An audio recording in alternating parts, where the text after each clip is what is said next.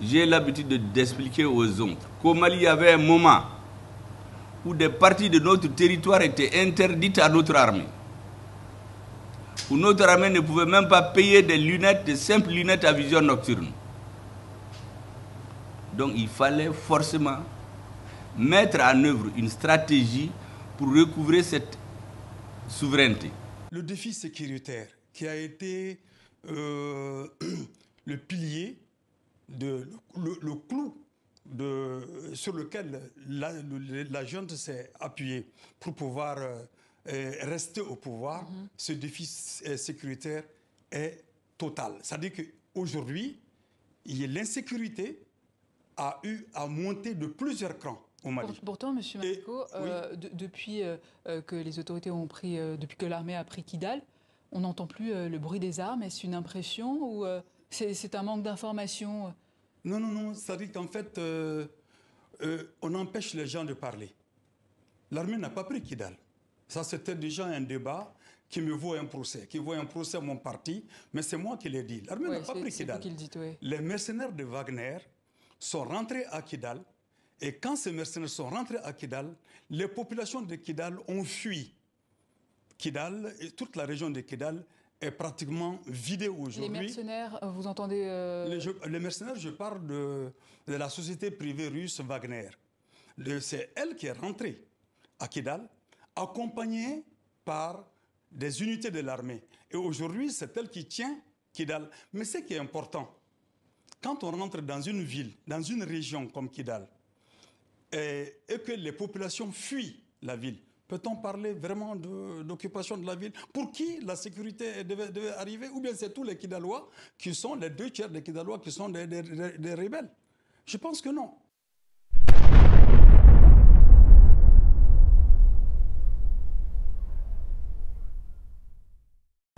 Mesdames et messieurs, actualité oblige. Vous savez, chaque fois que le gouvernement s'occupe des questions économiques, forcément il y a des questions politiques qui viennent s'interposer. Hier, tous les Maliens ont suivi la brillante conférence de presse donnée par le ministre d'État, ministre de l'administration territoriale, sur la suspension des activités des partis politiques et des activités à caractère politique des associations. Au Mali, en réalité, qu'on le veuille ou non, dans le débat politique, c'est dégager 2 grandes tendances. Comme c'est normal d'ailleurs. Vous avez ceux qui estiment que la priorité pour le Mali, c'est le recouvrement de sa souveraineté. Il fallait donc renforcer la sécurité, renforcer les réformes et que le recouvrement de la souveraineté devienne un processus irréversible. Ça, c'est d'un côté. De l'autre côté, vous avez une partie des acteurs qui demandaient à corps et à cri de faire tout de suite des élections.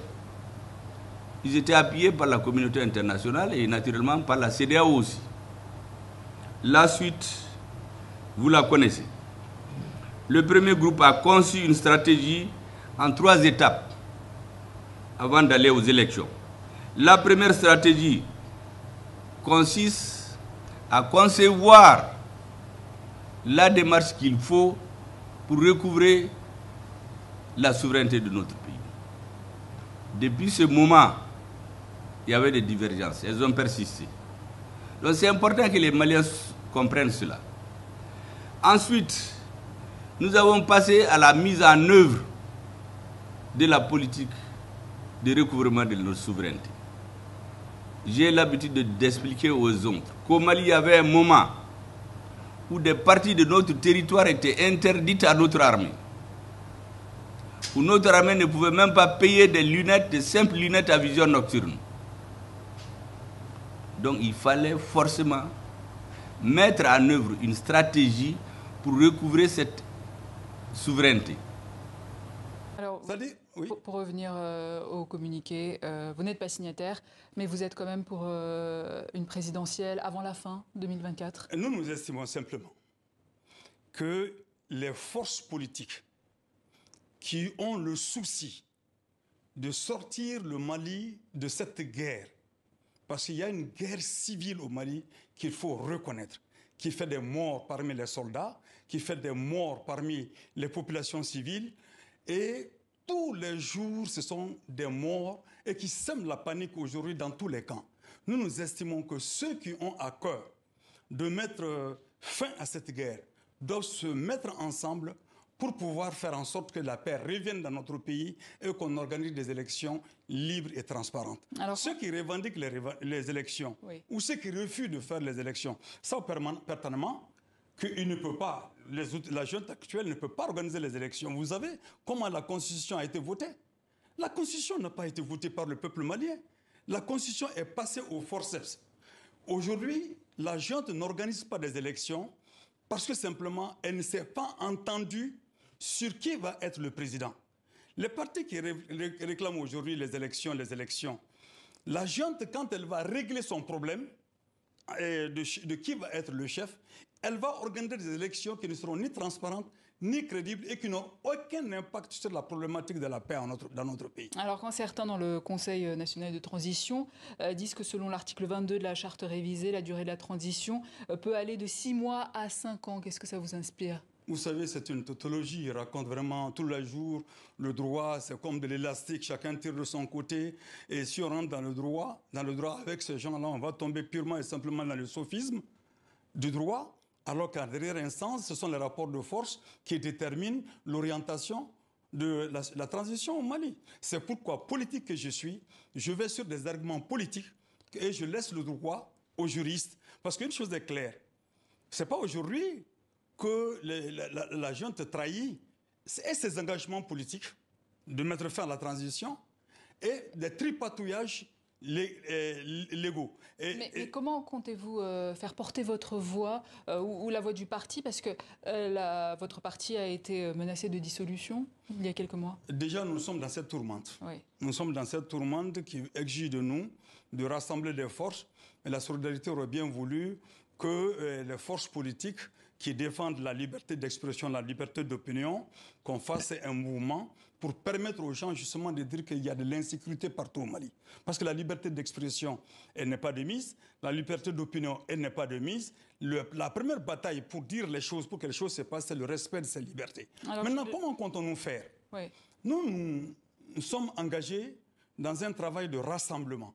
Et ce travail de rassemblement, pour pouvoir affronter politiquement la situation. Et en exil, comment comptez-vous faire? Écoutez, je suis chef de parti pendant des années. J'ai dirigé des mouvements sociaux pendant des années.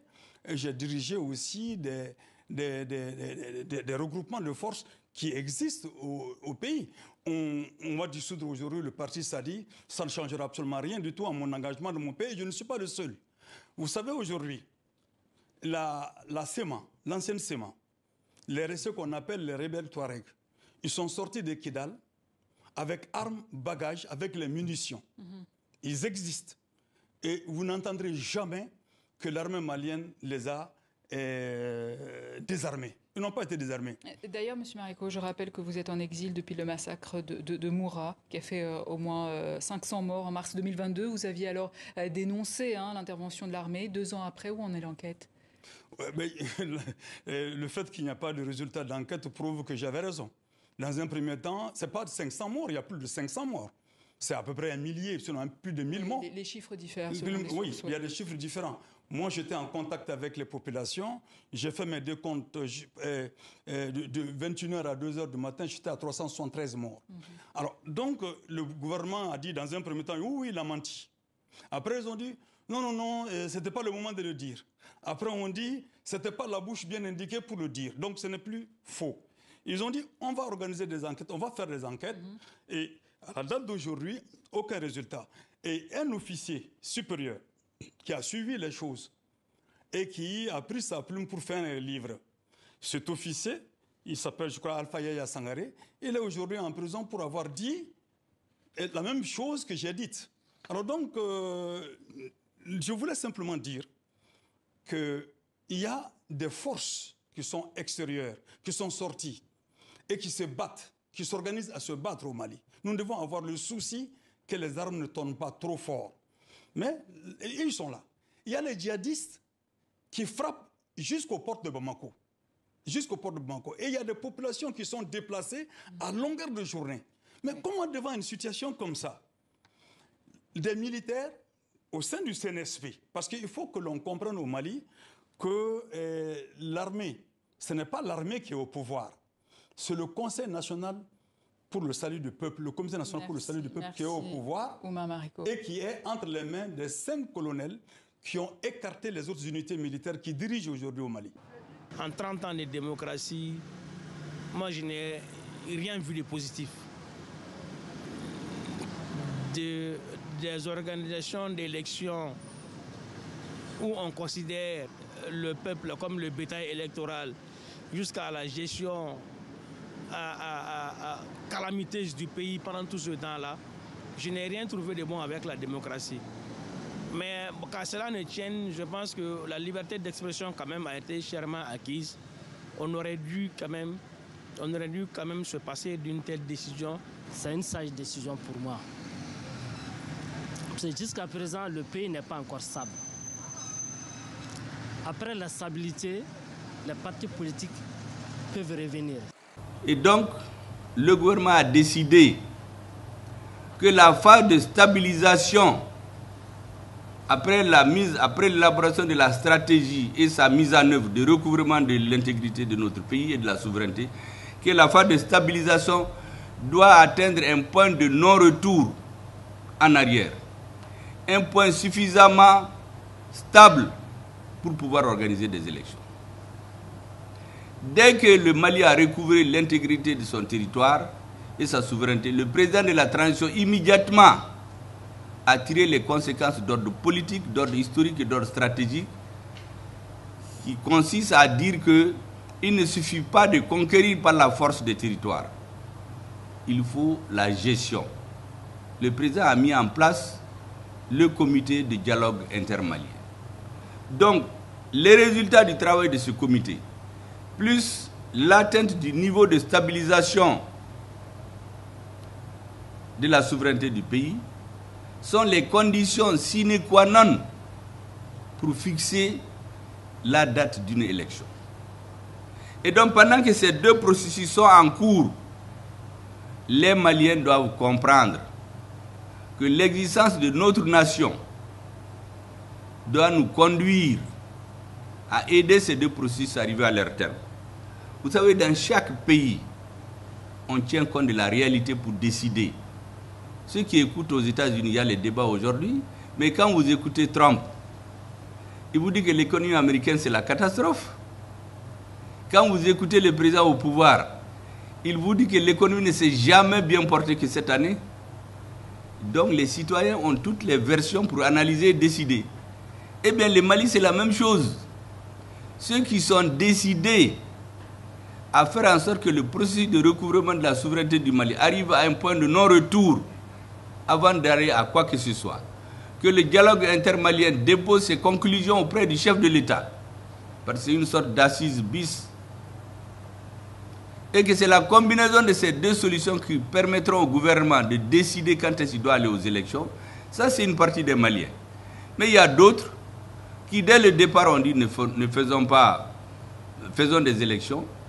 Le recouvrement de la souveraineté, ce n'était pas leur problème. On a recouvré la souveraineté. Maintenant, ils disent qu'il faut aller aux élections. Imaginez-vous les soldats qui sont en train de se battre sur le terrain. S'il y a des remous politiques pour les démobiliser. On a vécu ça au Mali. La réalité, c'est que nous tirons les leçons de l'histoire récente de notre pays. En 2012, vous vous rappelez très bien, pendant que les soldats mouraient sur le terrain, il y avait des activités politiques, des meetings pour dire aux soldats de décrocher, de ne pas se battre. Et ça contribue à la démoralisation de nos militaires. Ça, ce n'est un secret pour personne.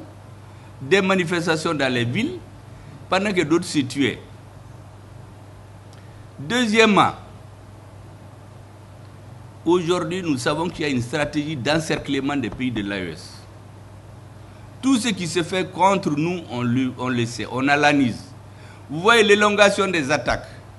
Menaka, Kai, Sikasso, le centre pour disperser nos efforts. Vous voyez, quand on déloge les gens de leur sanctuaire, ils se retrouvent dans un petit coin et ils dérangent les autres. Prenez le cas de Menaka. Malgré tout ce que l'armée fait pour escorter les céréales, les terroristes qui se sont réfugiés en Drambokan, c'est eux qui terrorisent la population.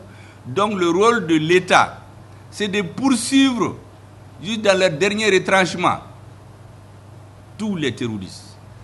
D'ailleurs, le pays auquel souvent ils se réfèrent, la France, quand ils ont repris, De Gaulle a repris le pouvoir en 1945, dans le gouvernement d'union qui était installé, la première mission, c'est de nettoyer le pays de toutes les poches du fascisme. Ensuite, il y a les questions économiques qui suivent. Donc dans notre pays, aussi longtemps que nous n'avons pas atteint un niveau de stabilisation aussi forte, le processus de recouvrement de l'intégrité de nos territoires, de la souveraineté, n'a pas atteint le point de non-retour. Et il y a des ennemis du Mali qui comptent sur ça. Et ils comptent effectivement sur la situation politique intérieure du Mali pour aller nous amener dans une sorte d'angélisme démocratique. Au nom de la démocratie, on peut s'organiser, demander aux soldats de décrocher, demander de faire des élections pour amener un président faible sur lequel il va avoir les pressions. Or, l'équipe actuelle qui est là travaille dans l'intérêt de la majorité des Maliens. Donc, l'appel que je voulais lancer à toutes les forces qui soutiennent la transition, c'est de comprendre que cette démarche, elle est d'ordre public. C'est pour la sécurité de notre pays. C'est pour que les acquis atteints ne peuvent plus, on soit à un point de non-retour. Ce n'est pas pour autre chose. C'est important qu'ils comprennent. Pour les autres Maliens qui ne sont pas dans cette logique, il faudrait leur expliquer pour que ceux qui ne comprennent pas les enjeux les comprennent. Les enjeux aujourd'hui, c'est d'atteindre le point de non-retour dans le processus de stabilisation de notre pays, de permettre au comité de dialogue intermalien de travailler tranquillement et de poser son rapport. Vous imaginez la première fois où les Français nous ont laissés en plein vol, en juin 2021. L'argument c'était quoi? C'est de dire qu'eux ils s'en vont parce que l'État malien a décidé de négocier avec les terroristes. Parce que c'était le moment où il y a des villageois qui faisaient des négociations séparées pour avoir la paix. C'était ça l'argument. Parce que beaucoup oublient cette partie de l'histoire. On dit qu'on a renvoyé les Français. C'est eux qui ont dit qu'ils partent. Comment vous pouvez comprendre qu'aujourd'hui, au moment où il y a le dialogue intermalien, des Maliens nous disent allez-y négocier avec les terroristes qui ont assumé l'assassinat des populations de Gao dans le bateau Tombouctou. Tout ça, c'est au nom du débat politique. Mais ça, c'est de l'angélisme, c'est pour nous tromper. À la tête du gouvernement de la transition, j'ai dit aux ambassadeurs ici que les uns et les autres comprennent très clairement que ceux qui dirigent le Mali aujourd'hui, ils ont un coefficient intellectuel largement au-dessus de la moyenne de ce qu'ils pensent. Personne ne va nous tromper. Personne ne va venir sous des discours angéliques déstabiliser notre pays. Nous connaissons déjà cette histoire. Il y a même des acteurs qui se sont spécialisés dans ça. On n'a pas besoin de les nommer, les Maliens les comprennent, les savent. Au moment où il y avait les attaques au nord, les soldats mouraient, il y avait des meetings à la place de l'indépendance pour demander aux soldats de décrocher. Tout le monde se rappelle, on poussait les mères à téléphoner à leurs enfants pour leur dire mais il ne faut pas vous battre, ce n'est pas la peine. Mais ceux qui font ça, c'est sous le couvert de la démocratie. C'est la même chose. Je voudrais donc que les Maliens comprennent très bien. Ce n'est pas une initiative du ministre d'État qui s'est levé pour suspendre ses activités. C'est la prise de conscience profonde de toute l'équipe qui dirige face à sa mission historique de mener le peuple malien au bon port. Qu'aucun bruit ne vienne nous déstabiliser, aucun discours démagogique et angélique ne vienne nous tromper pour qu'on se trompe d'adversaire, d'époque et exactement et surtout de la mission qui nous est fixée. Je voudrais que cela soit compris de tout le monde, que ce n'est contre personne. La preuve c'est que tout le monde est frappé du même bâton. On n'a pas choisi des partis, des associations proches du gouvernement de transition et d'autres non. C'est tous les Maliens. Donc c'est une mesure d'ordre général. Comme le ministre l'a dit, pour une question d'ordre public. Je voudrais vraiment que cela soit très clair pour tout le monde.